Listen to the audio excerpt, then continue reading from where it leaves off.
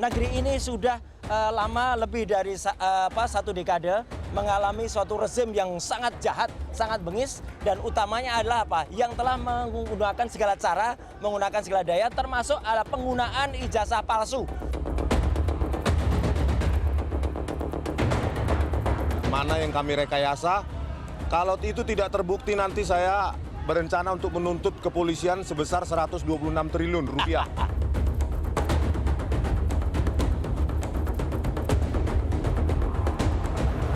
Orang-orang ini terus merusak nalar publik, terus merusak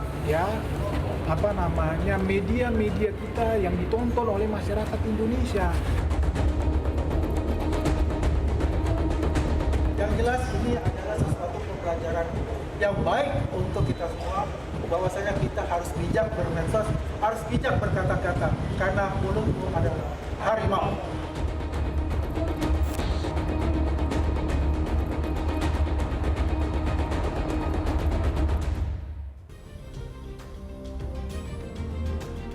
Kasus dugaan ijazah palsu Presiden ke-7 Joko Widodo praktis berjalan hampir dalam 9 bulan terakhir dan sepertinya masih akan terus bergulir.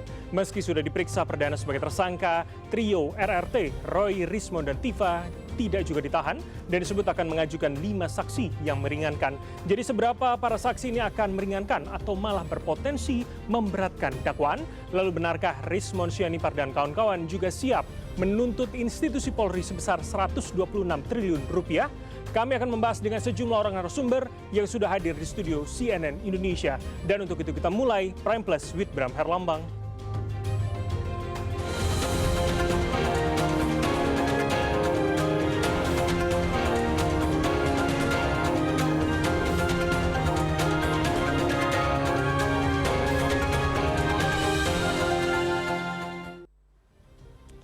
Dan langsung saja saya perkenalkan 5 orang narasumber yang sudah hadir di antara kita. Saya akan sapa terlebih dahulu dari sebelah kiri saya, yakni pengamat politik yang juga Direktur Eksekutif Parameter Politik Indonesia, Adi Praitno. Mas Adi, selamat malam. Selamat malam, Bram. Terima kasih sudah hadir. Jersinya ini menarik perhatian banget ini.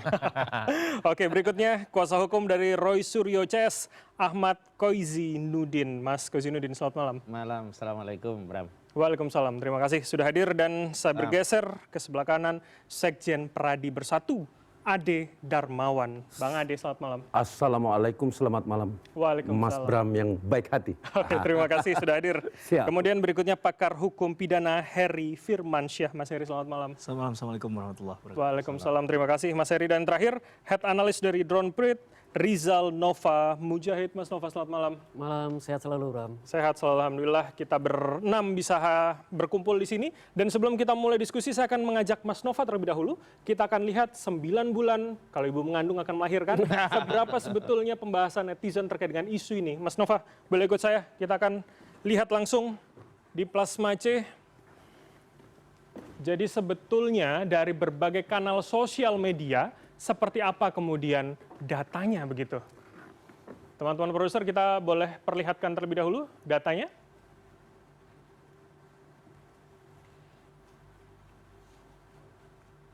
Oke, sembari menunggu, Mas Nova. Jadi kalau ada beberapa sosmed itu kan biasanya Twitter, TikTok, Instagram tuh rame.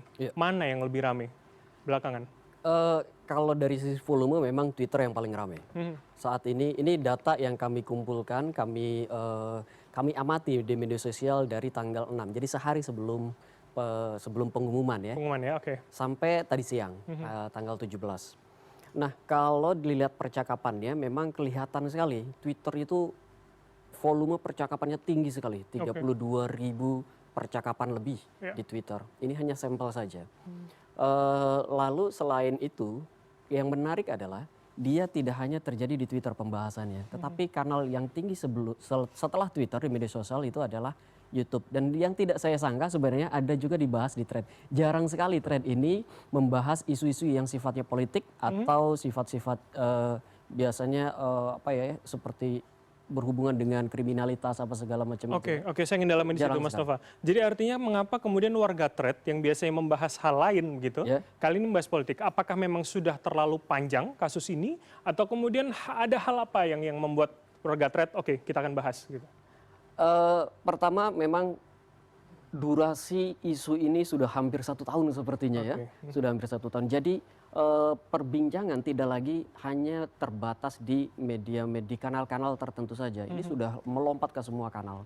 Lalu yang kedua, memang belakangan ini percakapannya semakin meninggi gitu dengan beberapa event yang saya kira cukup menarik untuk diikuti. Apa yang menjadi cantolan artinya? Pada tanggal 7 dan pada tanggal 13 kemarin. Nah, 2 event itu yang kemudian menjadi magnet percakapan di media sosial. Orang menunggu apa sih yang sebenarnya terjadi. Orang kemudian mengantisipasi jangan-jangan sebenarnya seperti ini yang terjadi. Di thread juga seperti itu. Kebanyakan teman-teman di thread itu kemudian mengcapture pembahasan-pembahasan, mengcapture pemberitaan-pemberitaan, lalu memberikan narasi-narasi yang baru. Bagi ini ya, kasus ini begitu ya. Mas, ini yang jarang sekali kita temui dalam pembahasan kita di beberapa minggu terakhir. Ada kanal YouTube yang kemudian ini tercapture 77,9 hampir 78.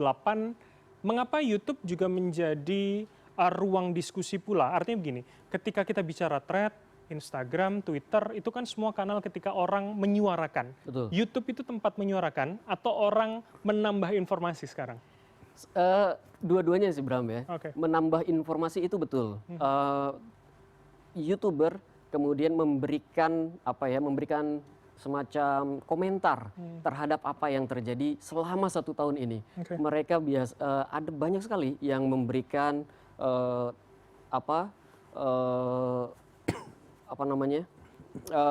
kronologi gitu ya, memberikan kronologi timeline-nya. Iya, timeline-nya, lalu berbagai macam kejanggalan-kejanggalan baik yang pro pada Pak Jokowi maupun yang pro pada Pak Roy CS gitu, memberikan hal seperti itu, memberikan komentar. Itu pertama. Lalu yang kedua, mereka juga langsung memberikan kebanyakan YouTube itu sebenarnya isinya short. Jadi potongan-potongan wawancara, potongan-potongan podcast itu kemudian diangkat lagi, diberikan narasi-narasi baru. Nah, potongan-potongan itu kan cuma pendek-pendek saja, cuma beberapa detik saja gitu ya. Itu yang lebih banyak dikonsumsi oleh media sosial. Dari sebanyak ini media sosial, sebetulnya apa narasi dominan yang sebetulnya bisa kita baca? Narasi dominannya dari netizen, apa yang kemudian menjadi perhatian, respon mereka itu apa yang paling besar? Ada beberapa sih ya. Yang paling kentara sebenarnya akan berjalan kemana, akan sampai di mana kasus ini, akankah sampai ke pengadilan atau tidak. Lalu yang berikutnya juga adalah apakah Pak Jokowi akan menunjukkan ijazahnya baik di pengadilan atau tidak di pengadilan kayak gitu. Itu pertanyaan-pertanyaan yang paling banyak dibahas oleh publik tuh. Akan sampai kemana sih? Karena sudah hampir 1 tahun gitu. Orang mulai jenuh juga saya kira. Atau sebetulnya pembacaan seperti fan teori, mencoba melogikakan itu muncul logika-logika itu? Itu sudah muncul dari awal.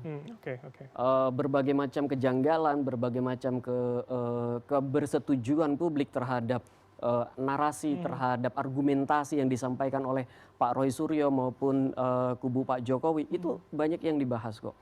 Argumentasinya apakah koheren, apakah argumentasinya masuk akal kayak gitu. Itu banyak kok dibahas di publik dan itu berlangsung selama 1 tahun kan, hampir 1 tahun kan. Baik, ini menjadi salah satu isu yang memang cukup panjang dan rasanya cukup sangat menarik perhatian begitu ya. Tapi yang saya cermati tadi yang menarik adalah sebetulnya endgame-nya mau kemana? Apakah pengadilan atau tidak? Bukan kita yang menjawab, tapi para narasumber yang menjawab usai jeda berikut ini. Untuk itu tetaplah bersama kami di Prime Plus.